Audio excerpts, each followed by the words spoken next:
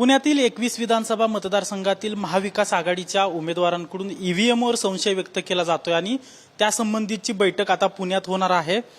दादा, आता बैठक सुरू होते, महाविकास आघाडीचे सगळे उमेदवार येणार आहेत। तुम्ही देखील दावा केलाय की तुमच्याकडे ईव्हीएम हॅक प्रकरणाचे काही कॉल रेकॉर्ड्स आहेत। येस, काय झालंय की मागच्या 3 दिवसापूर्वी जो काही निकाल लागलाय तो निकाल आम्ही जनतेने दिलेला नाही का, एकूणच नाही का ते जर कौल असता तो स्वीकारला असता। पण दुर्दैवाने याच्यामध्ये सांगावं असं वाटतं की ज्या मंडळींनी मागच्या 10 वर्षामध्ये या राज्यात या देशामध्ये घाणेरडी विकृत राजकीय संस्कृती आणली, ती मंडळी आता या ठिकाणी आपण कामाच्या जीवावर निवडून येऊ शकत नाही म्हणून त्या ठिकाणी टेक्नॉलॉजीचा वापर करून निवडून येण्याचा प्रयत्न करतात। त्याच्यामुळे परवाचा निकाल हा निश्चित दुर्दैवी, धक्कादायक आणि लोकशाहीची हत्या करणारा आहे। एकूण या संदर्भामध्ये अभ्यासांती शेवटी जनता जनार्दन ही खूप नाही का त्या ठिकाणी चिकित्सक असे, त्यांना झालेला पराभव हा कसा खोटा आहे किंवा चुकीचा आहे हे लगेच लक्षात येतं। त्यामुळे त्यांच्यामधूनच आलेले इनपुट जे आहेत, मॅडम काही रेकॉर्डिंग झाले त्यातलं आज पहिली रेकॉर्डिंग मी या ठिकाणी आपल्या थोड्या वेळात पत्रकार परिषदेतून समोर ऐकवतो। भाजपच्या संबंधित जे एक नका व्यक्ती आहे ज्यांनी मधल्या काळामध्ये आमदारांना दुसऱ्या पक्षातून फोडून गुवाहाटी सुरतपर्यंतचा प्रवास घडवला होता, त्यांच्या माध्यमातून इस्रायली टेक्नॉलॉजी वापर करून अशा प्रकारच्या ईव्हीएम हॅक करण्याचा प्रयत्न करण्यात आलेला आहे। माझ्याकडे जी रेकॉर्डिंग आहे ती रेकॉर्डिंग मी थोड्या वेळ ऐकवणार आहे की मशीन कशा स्लो करण्याच्या संदर्भातली दिवसभरातली ती नाही का घडामोड चालू होती। आणि मी सुदैवाने ज्या परिसरामध्ये जन्माला आलो वाढलो तो कॉस्मोपॉलिटन भाग आहे, त्यामुळे या सगळ्याच मंडळींच्या बरोबर माझा कायम संवाद राहिलेला आहे। इस्रायली टेक्नॉलॉजी संदर्भामध्ये थेट इस्रायलमधूनच या संदर्भामध्ये सगळे इनपुट्स घेण्याचा माझा प्रयत्न चालू आहे। मला खात्री आहे की मी आज जो पहिला भाग प्रसारित करेन त्याच्यानंतर टप्प्याटप्प्याने आणखीन करेन। त्याच्यामध्ये महायुतीने 230चा नका पल्ला कसा गाठला हे सगळं निश्चित लक्षात येईल।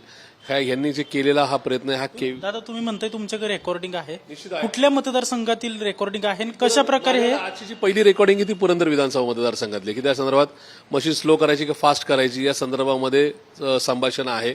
आणि एकूणच मी पुन्हा एकदा सांगतो की साधारणतः संबंध राज्यामध्ये 15% मतं ही ज्या दिवशी नाही का एकूणच सिम्बॉल लोडिंग होतं त्या दिवशी तारीख पण लोड होती।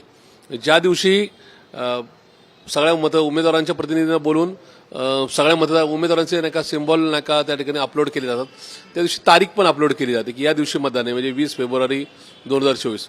आणि त्या दिवशी 20 फेब्रुवारीला ही सगळी सिस्टीम काय कमांड देणार आहे त्या ईव्हीएमला, त्या व्हीव्हीपॅटला, या संदर्भातला सगळा प्रोग्राम सेट होतो। आणि त्याच्यामध्ये काही ठिकाणी 15 ते 25% नाही का ही सेटअप केलं, म्हणजे मतदान झाले तुतारीला, पण ते मतदान त्याच्यातलं 25% मतदान म्हणजे 100 मतदान जे काही झालेलं आहे नका तुतारीला, ते 100तलं मतदान तुतारीला होऊन सुद्धा त्यातलं 15 ते 25 मतदान हे समोर जर घड्याळ असेल, समोरचं समजा धनुष्यबाण असेल, समजा समोर कमळ असेल तर त्याला ट्रान्सफर झालेला आहे।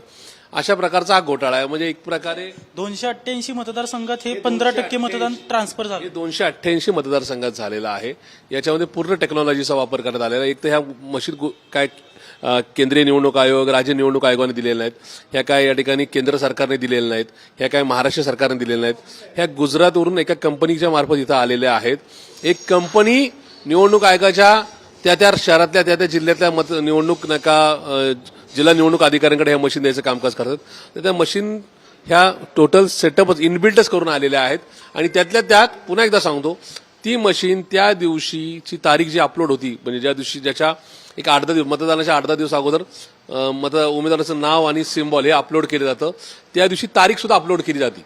हे आता आमच्या नंतर लक्षात येते, ती तारीख अपलोड केली जाते, त्या तारखेच्या दिवशी त्या मशीननी, ती मशीन 19 तारखेला काही गडबड करत नाही, ती मशीन 21 तारखेला काही गडबड नाही, पण 20 तारखेला ती कशी वेडी वाकडी चालायची, त्या मशीननी काय नेमके उद्योग करायचे हा प्रोग्राम सेट करून दिलेला होता।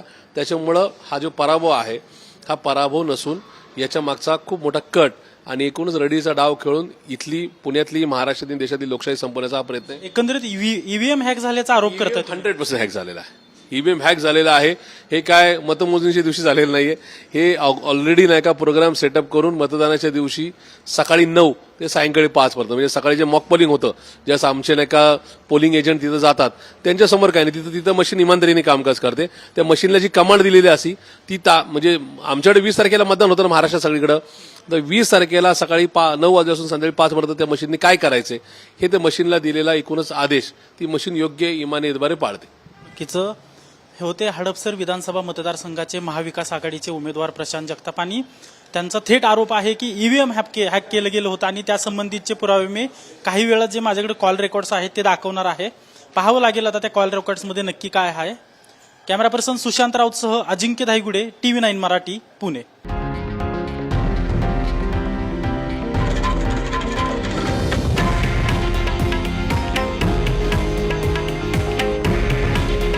हे आहे देशातील नंबर 1 न्यूज नेटवर्क आणि आपण पाहत आहात TV9 मराठी. काळजी तुमची, हित महाराष्ट्राचं.